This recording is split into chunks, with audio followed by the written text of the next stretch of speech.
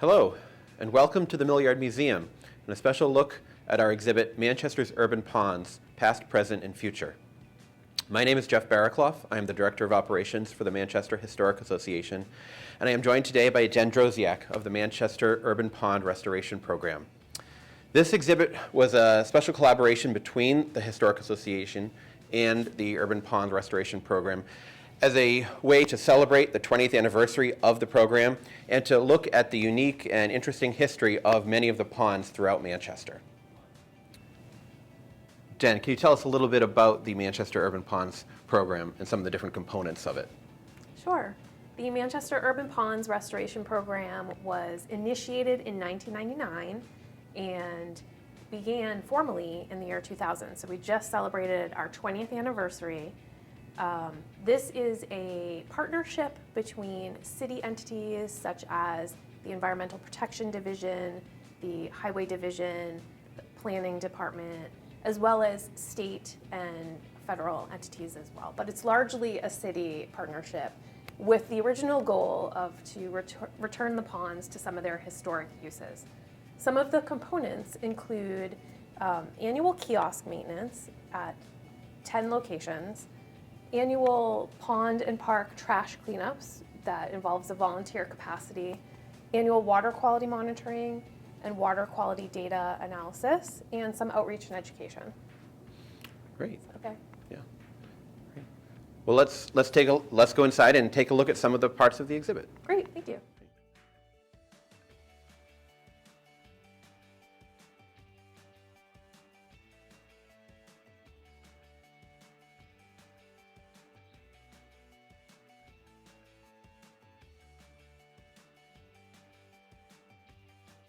We are going to start with Blackbrook.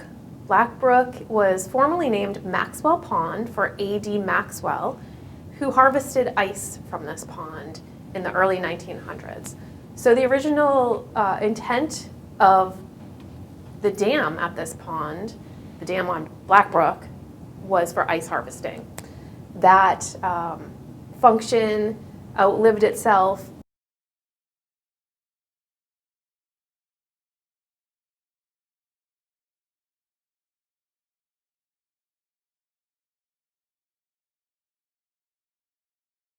Lodgett Park formerly included a stone and cement dam, which created an impoundment known as Maxwell Pond.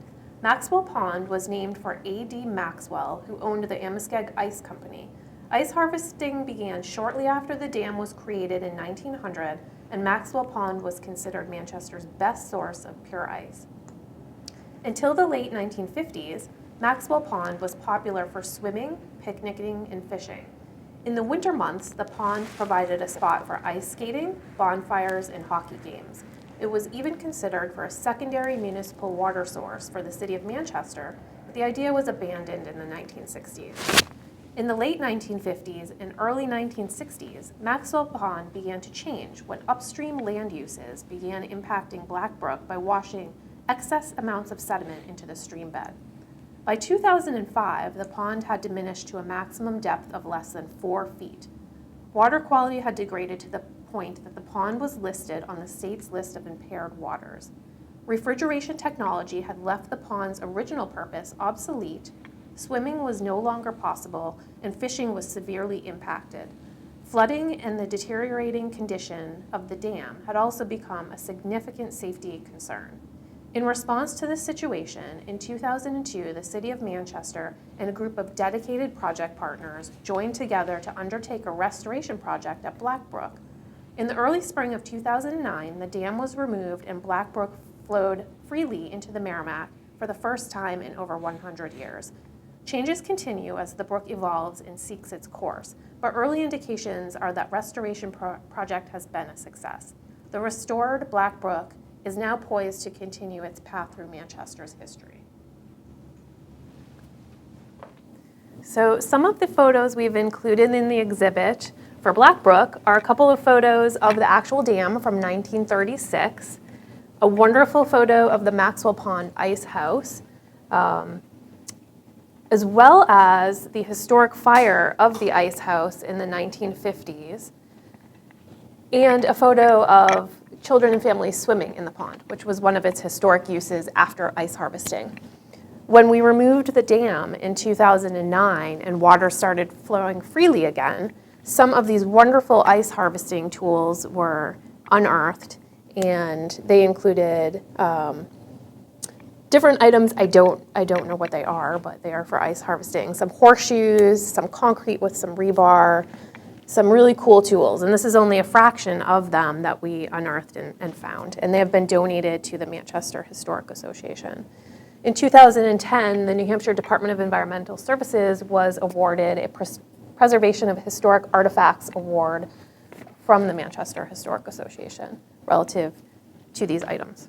There's also a sequence of photos of the dam removal and river restoration from the summer of 2008 when the dam was still in place to February 2009 when it started to be removed. March it was fully removed, and then 2012. So there's a really good sequence here showing what it looked like then and now, as well as a photo of what it pretty much looks like now up on the wall of the restored river. Crystal Lake was historically known as Skanker's Pond and later as Mosquito Pond. By the early 1920s, it had come to be called Crystal Lake.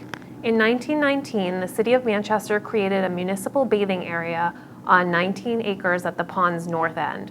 This consisted of a bathhouse and picnic grounds near the beach. This area was used for city-sponsored swim meets in the 1920s for Manchester children. Due to the area's popularity, a new larger bathhouse with modern improvements for an estimated 1,500 bathers was constructed, and the beach was extended in 1942 by the Works Progress Administration. In 1987, the fieldstone constructed bathhouse underwent a renovation sponsored by the City Parks and Recreation Department and still stands at the site today.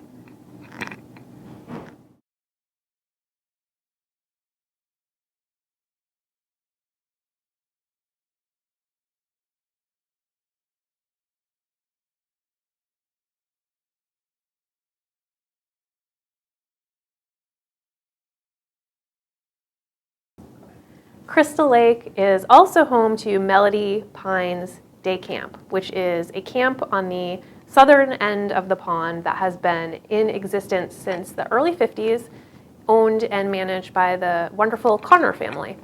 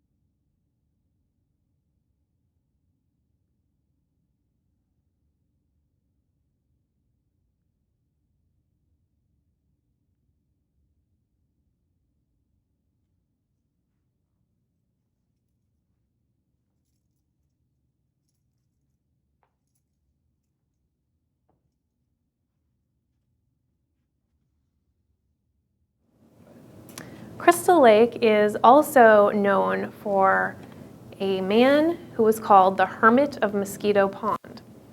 As I mentioned earlier, Crystal Lake used to be called Mosquito Pond. It changed to Crystal Lake, I'm guessing, due to PR issues, because who wants to swim at Mosquito Pond?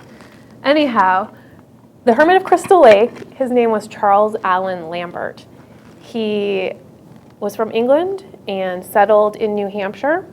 And legend has it that after numerous heartaches and many, many years of heartbreak, he retreated to the woods of Crystal Lake on several acres around the pond, built his own house, grew his own food, his vegetables, grew herbs, just for a life of quiet solitude. However, he became a curious figure in the area, and people would flock to get glimpses of him and see him. He was photographed by the photographer I am standing next to, Ulrich Bourgeois, in many, many lovely photos we have displayed here showing the life of Charles Allen Lambert. And what's interesting about him is that he lived self-sufficiently on Crystal Lake for about 60 years. And when you think about Henry David Thoreau on Walden Pond, that was about a year or two. So Charles Allen Lambert lived at Crystal Lake self-sufficiently for over 60 years until his death. He is buried in St. Joseph's Cemetery in Bedford with a white tomb that says the Hermit. I found it this summer. It was hard, but now I know where he is.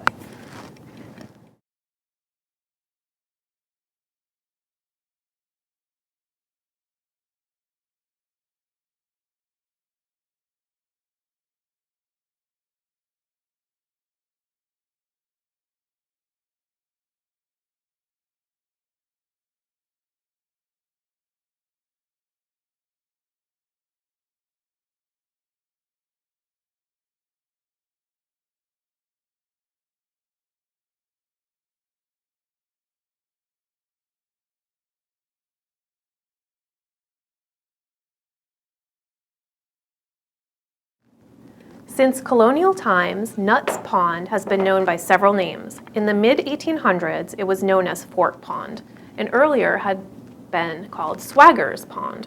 By the late 1800s, it came to be known as Nut's Pond, named for a popular local circus performer, Commodore Nut. At that time, the Nut family farm was situated near the pond. Nut's Pond had been put to many uses over the years. In 1976, archaeological evidence revealed historical records of an existence of a fort on the north side of the pond. In 1746, Archibald Stark, seeking a necessity for a safe haven for colonists from Native American attacks, built a wooden garrison at the site. The well still exists at the site today, although it has long since been filled in. The Manchester Coal and Ice Company, which owned the lot in 1928, deeded the well to the Molly Stark chapter of the Daughters of the American Revolution on December 24, 1928.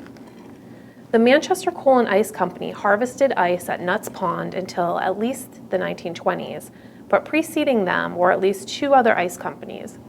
Ice harvesting at Nut's Pond probably began around 1860 by A.L. Walker, followed by Dickey and Young, and then L.B. Bodwell and Company. Nut's Pond ice was described by the Mirror in 1899 as pure, sweet, and clear. By 1938, Nut's Pond had become a popular swimming and recreation area. A 1938 New Hampshire Fish and Game Department survey indicates that the pond was routinely treated with chlorine due to the high volume of bathers, thus preventing any fisheries management plan on the part of the New Hampshire Fish and Game Department. In 1951, the area now known as Precourt Park on the pond's north side was sold to the city by the Manchester Coal and Ice Company. During the 1950s and 60s, Nut's Pond gained popularity as a swimming area, and as a result, the Parks and Recreation Department installed a large-scale chlorination system to treat high bacteria levels. However, water testing after chlorination revealed that high bacteria levels still prevailed, and the pond was closed to public swimming in July of 1968. It was later ascertained that the bacterial pollution was the result of a combined sewer outfall that emptied into the pond at a point near the swimming area. Though new sewer systems were installed in the area to accommodate large-scale commercial and multifamily housing developments, the pollution of Nut's Pond became an increasingly serious problem during the 60s and 70s. This is a photo of swimmers and bathers at Nut's Pond in the early 1900s. You can see the ice house in the background. And to my left, we have George Washington Morrison Nut, otherwise known as Commodore Nut, which is what Nut's Pond is named after. Commodore Nut was a little person who stood about 24 inches tall as an adult, and he was discovered by P.T. Barnum along with Tom Thumb.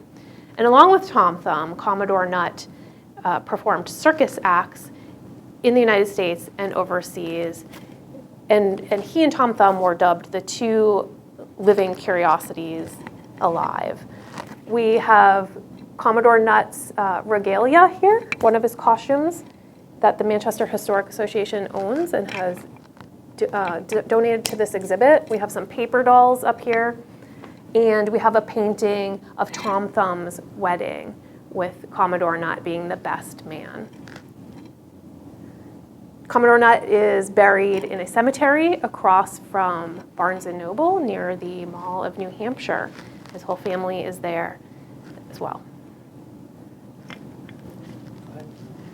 Sometime in the mid-1800s, George Horace Dorr, a successful realtor and auctioneer, purchased the property from Archibald Stark, who ran a sawmill in the area. In 1862, Raybrook was dammed, creating an artificial impoundment which was to become Doris Pond. Beginning in 1863, ice was harvested in the winter for sale to the people of Manchester. At the time, there existed a 100-foot by 60-foot ice house on the property, and the businesses supported 22 workers. It is also reported that when the circus came to town, elephants were taken to Doris Pond to wash and cool down. Early in the 20th century, the property had come to belong to the Amoskeag Manufacturing Company. Amoskeag removed the dam and drained the pond, ironically due to its biological richness and what the company called nuisance sport fishing for the state-stocked German carp. In 1923, Amoskeag deeded the property to the city for conversion into a summer swimming area. The dam was reconstructed to raise the water level, bathhouses were built, and sand was hauled in to create a beach. After these developments, recreational use of the pond increased to such a point that Beach Street Trolley was extended to transport the hundreds of beachgoers. After 1936, however, use of Doris Pond as a swimming hole dropped off drastically. The Livingston Park pool was completed in that year, and it became the destination of choice for swimmers on hot summer days. We've included a film by Laurier Durrett featuring ice skating at Doris Pond during 3 different winter carnivals from 1955, 1956, and 1957. In addition, we have featured some parks improvements, which included a boardwalk, some shoreline stabilization, a car top, boat ramp, and some parking lot improvements that were done in about 2003 or so. Pine Island Pond was home to a popular amusement park, Pine Island Park, from 1902 to 1962. In 1902, the Manchester Traction, Light, and Power Company opened Pine Island Park, an amusement park with rides, games, a roller rink, and dance. In addition, swimming, canoe, and swan boat rentals were available. Pine Island Park attracted fun-seeking patrons from as far away as Boston. A trolley car line owned by Manchester Traction, Light, and Power provided easy access to the park. Through its duration, the park endured hurricanes and fires, but was ultimately unable to keep up with progress. After struggling for decades, the park closed in 1962. The current Pine Island Park, a playground and passive recreation area, was once the site of a 4-H educational center until it was lost to a fire.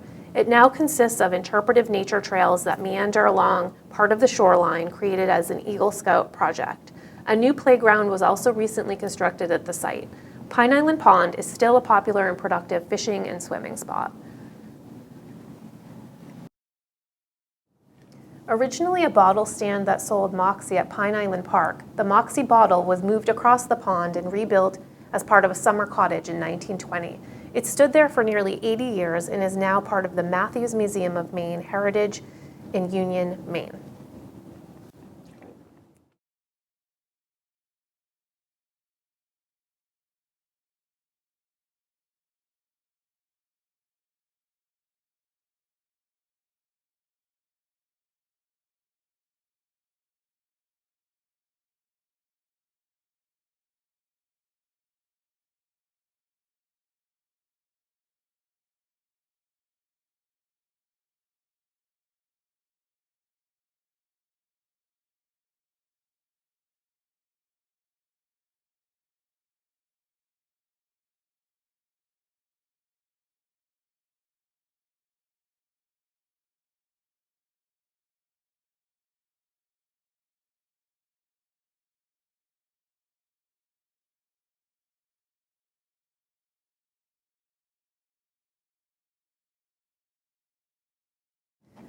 The McQueston Brook watershed historically included several streams and a large wetland. In what was a common practice during the 1950s, dams were built, sections of stream were encased in culverts, and wetlands were filled in. This was primarily done to create dry land to be used for development. This also resulted in the formation of a small wetland pond known as McQueston Pond. In addition to 3 causeways which acted as dams in the wetland channel, the brook's main stem included a concrete dam at the outlet of a nearly 8,000-foot-long culvert carrying the brook underneath neighborhoods. The dam impounded not only water, but sand, sediment, and debris. The New Hampshire Department of Environmental Services and the New Hampshire Fish and Game Department staff dubbed this the Fish Killer Dam due to the eastern native brook trout that became trapped there. Decades of runoff from development in the area brought the sediment and other debris that eventually filled the impoundments. The tree canopy that once shaded the stream withered and died, water temperatures rose, oxygen plummeted, and the pond became excessively shallow and choked with algae. The degraded area invited illegal dumping, and snow plowed from nearby parking lots took with it dumpster overflow, shopping carts, shipping pallets, bottles, tires, and an array of other discarded items. McQueston was in rough shape and getting worse. In the early 2010s, the New Hampshire Rivers Council, partnering with the New Hampshire Department of Environmental Services, New Hampshire Fish and Game Department, and the Samuel P. Hunt Foundation, joined the City of Manchester, the Town of Bedford, local groups, and property owners to improve the McQueston watershed. In the summer of 2016, all 4 dams were deconstructed and 2 significant culverts were removed. The project team has made major progress toward restoration, and while more work remains to be done, monitoring efforts show that McQueston Brook is improving and is currently supporting one of the state's highest quality populations of self-sustaining wild brook trout, as well as a variety of other water life. Stevens Pond has been a popular recreation spot with Manchester's young and old for generations. The pond is still heavily used by area residents for fishing and skating. According to New Hampshire Fish and Game Department records, Stevens Pond was experimentally reclaimed for smallmouth bass in 1952. 2 species of crayfish were also stocked at Stevens Pond in 1953. After 6 years, one of the crayfish species had established itself and maintained a substantial population. The pond was described as highly productive, with good populations of desirable game fish, which were in excellent condition. In 1964, Interstate 93 was completed through Manchester. The southbound lanes were built directly over the northeastern edge of Stevens Pond. Since that time, water quality in Stevens Pond has deteriorated, with high levels of chemicals, sodium, and chloride levels. Nevertheless, it persists as a focal point for bird watchers, fishermen, and ice skaters of Manchester's east side. Since 2000, the Manchester Urban Ponds Restoration Program has organized 119 cleanup events. Over the past 21 seasons of cleanups, 1,071 volunteers have spent approximately 3,632 hours collecting 2,431 bags of trash. This does not include the items illegally dumped, such as shopping carts, 99, tires, 441, car batteries, other car parts, construction debris, and other items. In addition, the value of volunteer time spent at these cleanups has amounted to over $78,000 in the past 21 seasons. Thank you to all volunteers who have helped out over the years.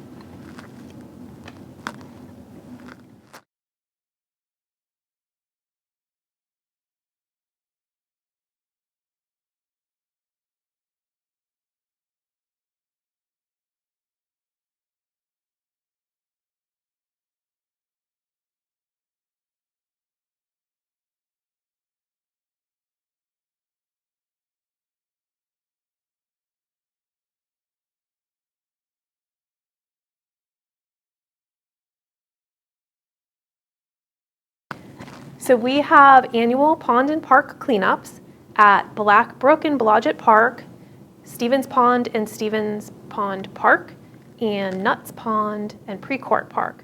They are at the end of April and beginning of May. And to get more information, sign up, become a volunteer, you can find us online at www.manchesternh.org. mass.gov/urban ponds or find us on Facebook. The cleanups typically an hour and a half. They're usually on Saturday mornings between 9 and 10:30. Again, at the end of April, early May. I do award prizes and certificates for the most interesting or unusual piece of trash, should you find it. There is an example here somewhere. It's behind me. Last year's was a Bob Ross chia pet head. That won an award. So come on, help out. We do a good thing, and we would love to have you. One of the largest issues surrounding Manchester's urban ponds is stormwater. Stormwater that runs off of rooftops, pavement, walkways, sidewalks, etc. The water has to find its way somewhere. It typically ends up in the urban ponds. So we've included a section on the basics of stormwater and how people can mitigate against it and protect clean water. We've also included a section on water quality monitoring. So we monitor the urban ponds 3 times a year, once in June, once in July, and once in August, for a suite of things. And we've been doing this for 20 years. If anyone is interested in the water quality or any of the historic data, you can find this Manchester Urban Ponds Restoration Program Water Quality Parameter Data Table on our website, or contact me. And here's a list of all of our volunteers over the years who have collected water quality data and some of the bottles we use to collect samples.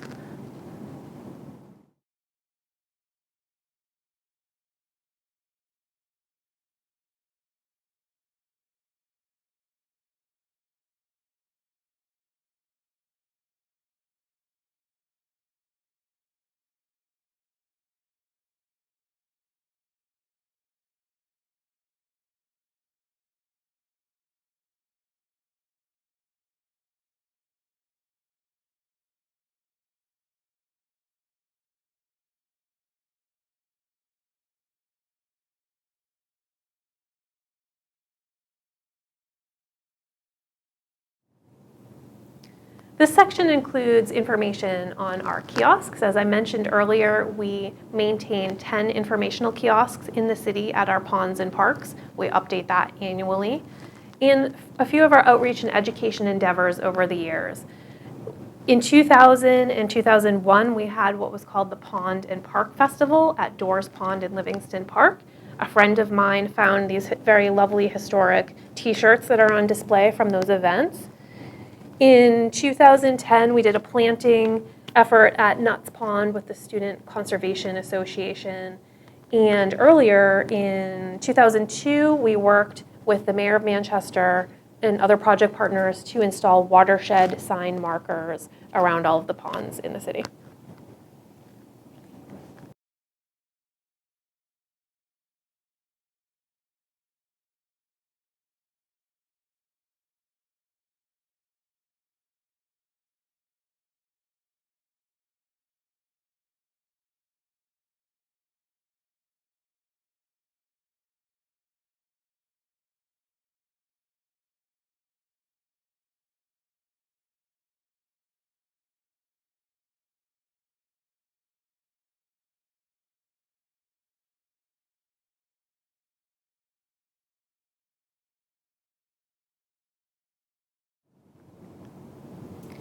This portion of the exhibit gives thanks to our project partners and our volunteers over the past 20 years.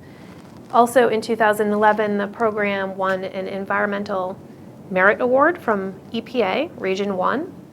And in 2018, several of our volunteers were recognized by Mayor Joyce Craig.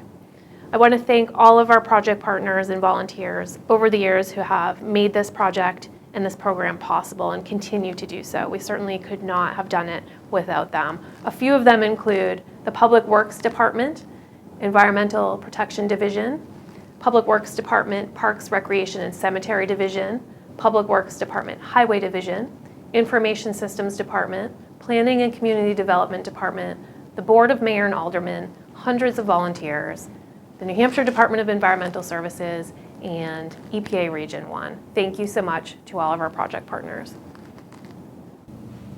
I want to thank you for joining us on this virtual tour of Manchester's urban ponds, past, present, and future. I also want to thank Manchester Historic Association for hosting this unique exhibit.